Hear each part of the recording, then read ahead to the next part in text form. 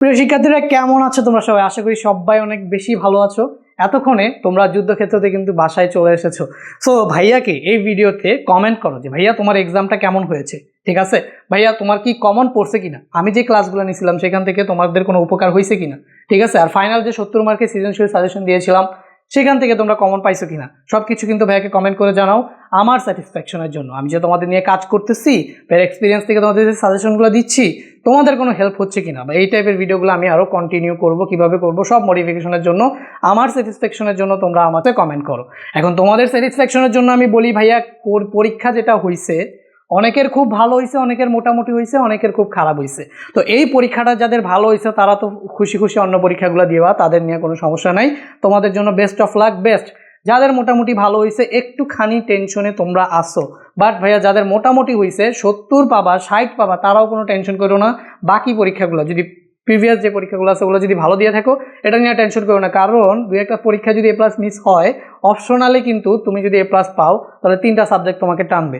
তোমার এইসব নিয়ে কোনো চিন্তা করার কোনো দরকার নাই, তুমি অন্য সাবজেক্টে ফোকাস করো। এই পরীক্ষা খারাপ হয়েছে সেইটার নিয়ে যদি চিন্তা করে তুমি একবার ডিপ্রেশনে হয়ে যাও, তোমার মনে যদি একবার এমন লাগে যে আরে ভাল লাগতেছে না, আমি এই পরীক্ষায় খারাপ করব, কি লাভ পরীক্ষা দিয়ে, আমি এখানে চান্স পাবো না ওইখানে চান্স পাবো না, যদি এগুলো তোমার মাথায় চলে আসে দেখবা পড়তে কিন্তু আর ভাল লাগবে না। তাহলে তোমার ভবিষ্যৎটাকে তুমি নিজ হাতে খতম করলা। ভাইয়া পাস্টের জন্য আমরা ফিউচারকে কোনো দিনই নষ্ট হতে দিব না, এই জিনিসটা আসলে একটা চ্যালেঞ্জ। যারা পাস্টের জন্য ফিউচারকে নষ্ট করে ফেলে তারা আসলে লাইফে কখনোই শাইন করতে পারে না। তো আমাদের কি উচিত, পাস্ট মানে পাস্ট, যেটা চলে গেছে সেটাকে আমরা আর ঠিক করতে পারবো না, কিন্তু আমরা আমাদের ভবিষ্যৎকে কি করতে পারবো, ঠিক করতে পারবো। তো ঠিক আছে, তোমরা কিন্তু ভবিষ্যতের কথা চিন্তা করে কেউই পরীক্ষা খারাপ হলে ওটা নিয়ে কোনো টেনশন করো না, চিন্তা করো যে সামনের পরীক্ষাগুলোতে ভালো দিব, অপশনাল সাবজেক্টে A+ পাবো, এটা যদি A+ ছুটেও যায় তা আমার GPA 5 মিস হবে না, এটাই এনাফ, GPA 5টাই এনাফ।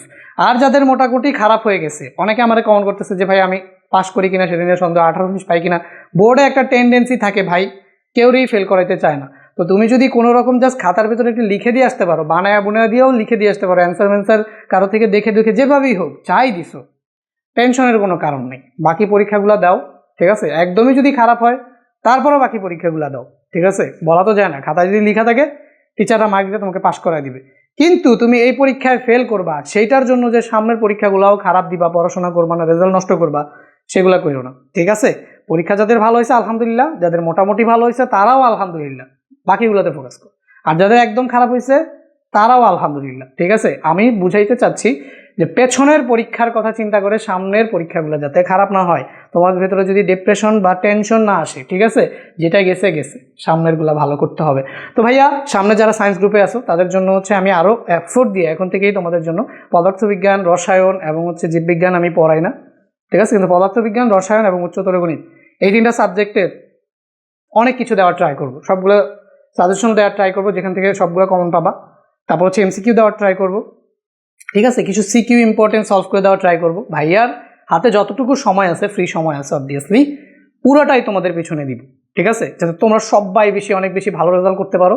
অ্যান্ড আমার শিক্ষা কমিউনিটি 12,000-এর শিক্ষা পরিবার কিন্তু আমার কিছুদিনের মধ্যে হয়ে যাচ্ছে। এই শিক্ষা পরিবারের ভেতরে সবাই যাতে হাসি খুশি থাকে, সবাই যাতে তাদের উচ্চ মাকামে পৌঁছে যায়, এটাই আমার চাহিদা। সবার জন্য দোয়া রইল ভাইয়া, পরবর্তী পরীক্ষার জন্য পড়াশোনা করো, বেস্ট অফ লাক। ইসলাম শিক্ষা, কোনো প্রেশার নিও না, একদিন টাইম আছে, 1 সেকেন্ডে ওয়েস্ট করো না, পড়ো। ইসলাম পড়ো, পড়ে পরীক্ষাটা দিয়ে আসো। এরপরে তো তথ্য, এরপরে ফিজিক্সে আবার ভাইয়ার সাথে তোমাদের দেখা হয়ে যাবে। আল্লাহ হাফেজ।